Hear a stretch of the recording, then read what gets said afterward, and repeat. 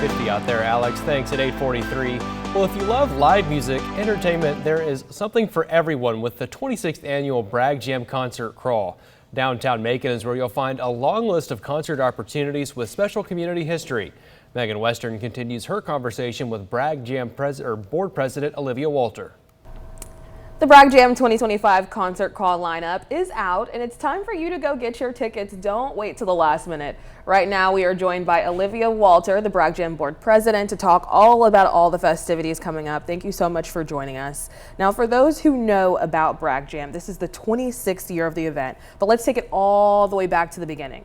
Tell us about how this all got started. Yeah, this all got started it shows the real spirit of Macon, because it started with two brothers. That one was a really talented musician, and he was about to go on a tour, so he took his brother on a road trip right before he was going to go on a tour, and they got in a car accident and passed away. And as Macon does, in their memorial to him, they got together at the Rookery and they had a jam session, and that's how the first Bragg Jam happened. It was Brax Bragg and Tate Bragg, and really, it just grew from there. By 2000, and that was in 1999. By 2003, we had the concert crawl. Those friends continued to build and build and build on this sort of spirit of music, really growing and bonding everyone together. And from there, we've created this huge festival, and it's really grown. And every single year, it gets bigger and bigger. And people have created these memories and this really big community of music getting our memories and bonding us together every year. We bring in diverse acts that really make sure that it includes everyone that could possibly ever want to be a part of this every single time. Yeah, truly this was started in such a sweet way. Here's actually a throwback for you. This is the original flyer from the Bragg Jam website, letting people know about the first benefit for the memorial of the brothers. And now 26 years later, it's truly grown, as you guys have seen. I've got the chance to go out and attend myself. It really is something to be a part of. Now, to this day, the event raises money for this local cause. Tell us a little bit about that and the benefit of being able to continue to give back to that cause. Yeah, so we've thrown over thousands of shows. We put on lots of live music. Our ultimate goal is to just support live music throughout Macon. We've contributed to the Ocmulgee Heritage Trails, but also we just want to continue to support live musicians and make sure that we're giving fair wages to the arts and communities.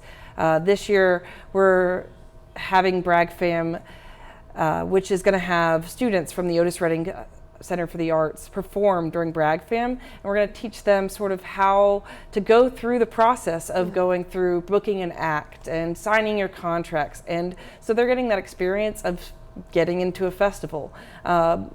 It's about teaching the process of the next generation.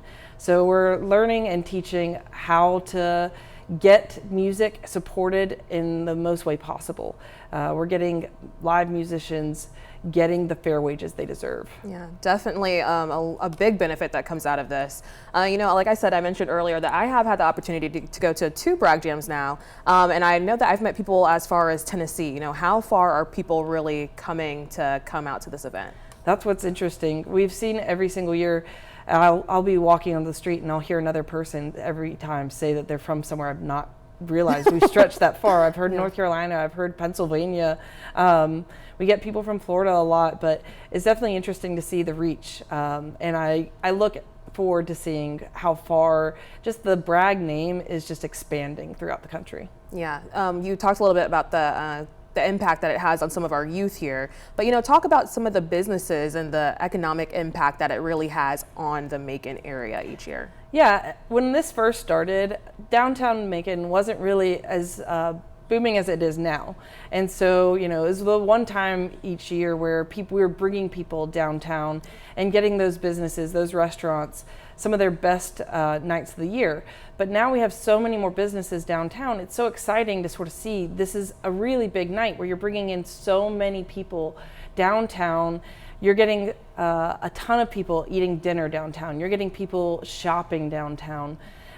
We're getting a lot of people staying at Hotel 45 and those hotels down in Macon, because this is a fun event for people to really experience downtown Macon. Some of them have never even been to Macon before.